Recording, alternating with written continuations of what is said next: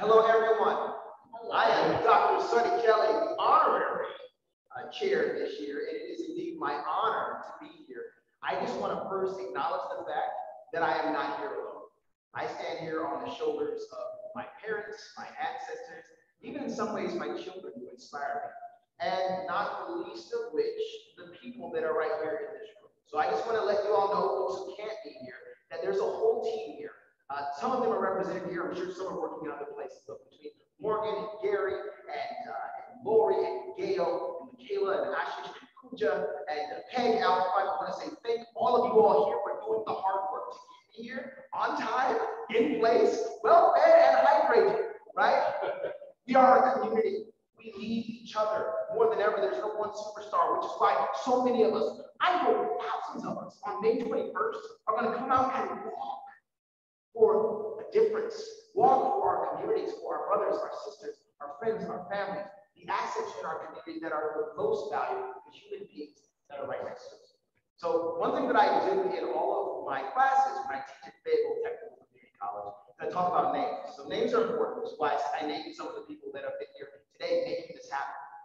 And Morgan, your name means the captain, or it means a leader in some kind of navigational kind of effort, like the captain of the ocean, of the sea, so to speak.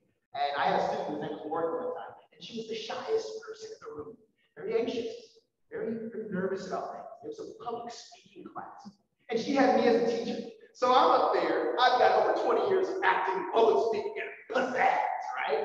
And I say, hey, Morgan, you're gonna be a great public speaker. No eye contact, right? I said, Morgan, what is your name yet? I don't know. I said, Morgan, guess what? Your name matters because you matter. Let's look up your name. And when she looked up her name, she found out that her name meant this powerful, powerful entity, a captain, a leader, a navigator, right? Through rough seas. So thank you for navigating us into these seas here right now. But I also want to say thank you all for taking a moment to think about the names, the people that we are all here standing for.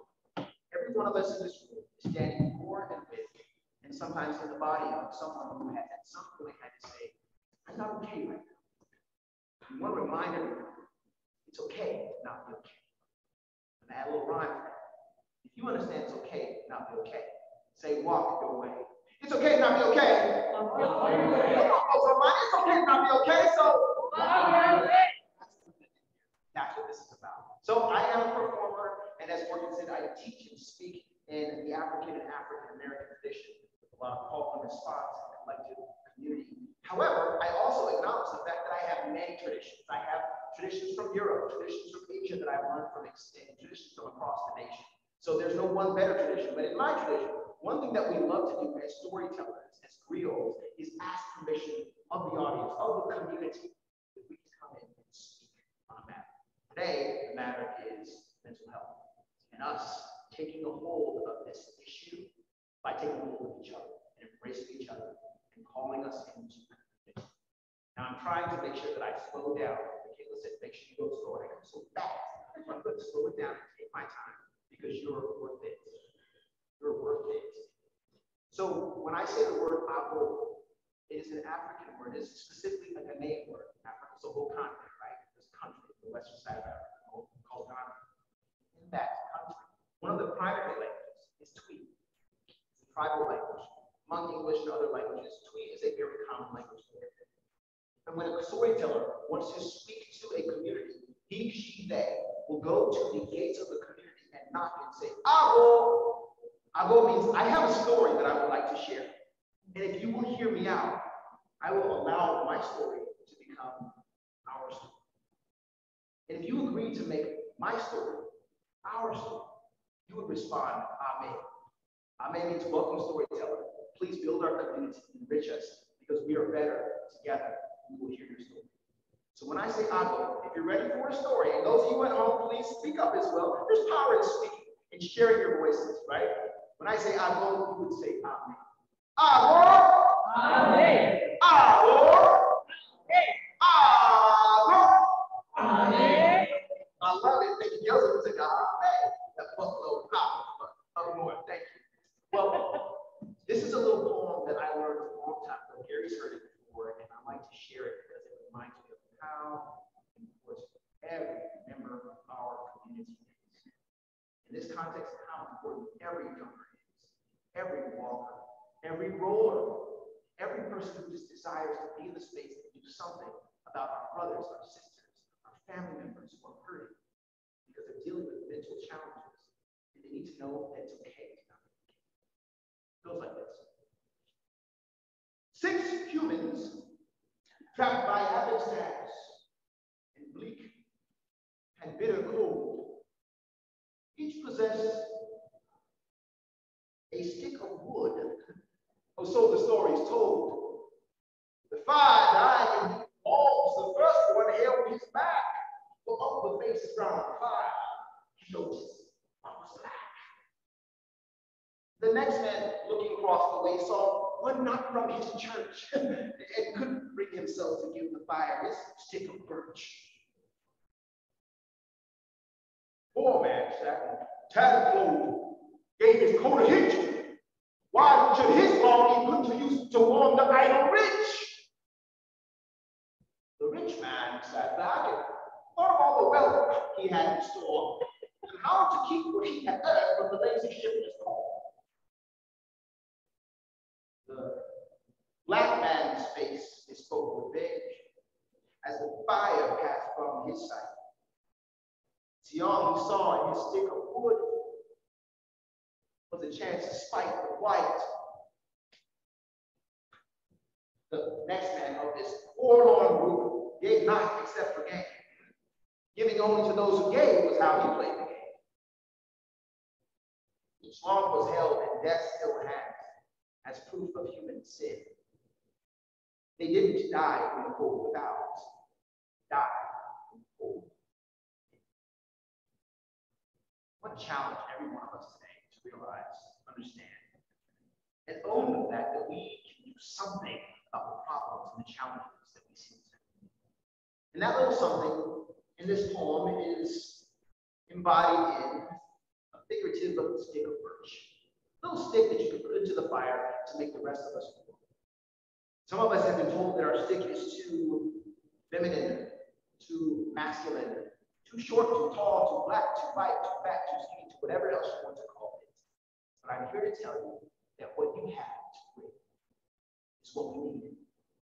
There's a reason why we say walk your way. Whatever your way is to help, to make a difference, to make a warm place in our community where our children, our family members, our friends, our coworkers who are dealing with mental challenges can go and say, I'm not alone, I'm safe. Somebody cared enough to use their gift, their talent, whether it was checking folks in at the front door, whether it was working on the policy hashes, whether it's making sure our technology on track, Michaela, whatever it is, right? Every one of us has a place. So I want us to remember that just because the problem is big, doesn't mean that we can't do something about it. And I love this poem because it reminds me that all of us in all of our respective skins and backgrounds and identities have something we can do to make the world better, to bring warmth. It also ties into the fact that in order to put your stick, your gift, your calling, your volunteerism, your call to a friend and give a donation, so we can make $150,000 this year, for example. Whatever it may be, it takes you standing up, figuratively or naturally, and moving toward the fire and saying, I'm going to be a part of this. Right now, we're asking you to just say, you'll be a part of it. You can donate a couple dollars, you can just come out and walk and be with us. We want this to be open to the community, to anybody with their gift, their talent, their treasure. We'll put it into the middle of the room and say, you know what, this is not mine, it's ours. Kind of like my story. We want to all be able to stand up and say, Lord, what is mine is ours. What is mine will make us better. And this is not about charity or pity. When you think about mental challenges and people who deal with mental illness, you know, in this state, we have about 1.5 million people, our coworkers, our family members, who are suffering with some type of mental challenge or mental illness. I'm not talking about people who need a handout or who need us to make it. I'm talking about moms and dads and brothers and sisters, coworkers, who just need a minute to not be okay for a moment so that they can get the community to come around them and put them back on track because we need them. like they need us. I'm going to say that one more time. We need them like they need us. And I use this term them and they loosely because I've dealt with depression. I lost my brother to suicide in 2002. Brent Kelly, God rest his soul, was an Air Force officer. He was 30 years old, and he had a position at the University of Miami as a recruiter in the Air Force. Now, you want to talk about a sweet position, a sweet opportunity. He graduated from the Air Force Academy. He was a trainer on the football team. He knew a lot of great people. He was a life of the party, great guy. And he's got this job on Miami Beach in his late 20s into age 30. And everyone thought he had it all going for him, including me, his little brother, who always looked up to him. But every once in a while, I would call him and I'd say, hey, how's it going? It would be 4 in the morning, 5 in the morning. He'd be coming back from a party. I mean, he'd party until the sun came up, right? And I just think about it, or he might call me and we'd connect to each other. And he'd say, man, it's not going great. Because as the high of the party and the substances he was taking and the company that was around him, they all kind of subsided and people went home and went to sleep. They took their birth sticks and went to their respective places. He was there feeling cold and lonely. And it wasn't because he had a bunch of people around him who didn't care. He didn't feel comfortable telling him that he needed help. So he tells me, his little brother, I don't want to be here anymore. I was 27 years old, a young officer in the Air Force. As a matter of fact, the reason why I got into the Air Force was because of his example. He was my hero. I mean, if he was doing it, then I wanted to do it. And if he could succeed, I knew I could succeed. So now my hero is telling me I don't want to be on the planet. To which I responded, as so many of us, unfortunately, we'll be all right. You got this, bro. I didn't think I had the power to be a listening ear. I didn't think my opinion mattered enough to give him the warmth and encouragement that he would need to want to live again. So I let it ride. We were Air Force officers, we're men. Plenty of conversations we can have about those two demographics alone, right? We had to be self-sufficient and strong, and we certainly did not want anyone to know that we had anything that was abnormal about us, lest we be retired medically. And so I thought I'd get over it. And months later, I got that call that so many of us in this room have either had, or counseled, and encouraged through the call. Maybe we even had to make ourselves. My mother calls me, says, Sonny, brother's gone. This light in everybody's life, including mine, was gone, and I could not bring him back. And of course, I went through survivor's remorse. It could have been me. It should have been me. Well, I could have done something differently. And I'm sure we've all gone through those steps of grief. But the one thing that I cannot let go is that maybe, just maybe, this little brother who was lesser in rank than him, who was younger than him, who didn't have as much life experience, who didn't make it through the Air Force Academy, this little brother, I have just been able to say, but bro, I want you here. Can I fly out? Can I say something? Can I sit with you? Because you matter to me. All pride aside, I don't need to be right. I just need to be your brother and tell you I love you. We don't always have the opportunity to get right, but we can do something by supporting them. We can do something now by seeing people who are hurting and saying, it's okay. What you're feeling, I know, is not okay, but it's okay to be not okay.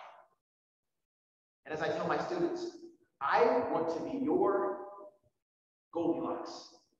Remember Goldilocks? She did that breaking and entering to that home. Yeah, it was a crime. We never go to that one. That's side of the And she went, and she tried the porridge with 3 different bears. It was too hot, one was too cold, and the other one was just right. She sat down in the chair, one was too big, one broke, it didn't work. The other one was, finally she got tired because life gets tough sometimes. She tried a bed that was too rough, one was too lumpy, and the last one was just right. What if we could tell the people in front of us, however you come to me, whatever issues you're dealing with, you're just right. While we walk, we're going to be looking at our brothers and sisters and our friends and our family and we'll say, you're just right, you're right, you walk your way. Because what we want to do is let folks know you're just right. such a time as this. We're here on the planet. And if nothing else, I want you to know that it matters to me that you're here. Don't go. Walk with me. I may not always understand you. You may not always understand me, but your life matters. And your beautiful, beautiful mind is not perfect. None of us are. None of us have a perfect mind, but it's brilliant. And it's worth my time, and it's worth my energy. It's worth my walk. So I want to share with you all a closing little poem here that encourages me as I go through this work. People ask me, well, why would you be the honorary chair? Why would you do all this teaching and speaking that you do across the world? And it's because I'm looking for people that are like my brother. They might be in the audience now. They might be right there. I'm looking for people to say, I learned the meaning of your name. I know you can be a better speaker. I know you can walk. I know you can do this. We can make a difference. $10, $50, $1,000, whatever it is. We're going to come together and make over $150,000 this year. Because you're just right.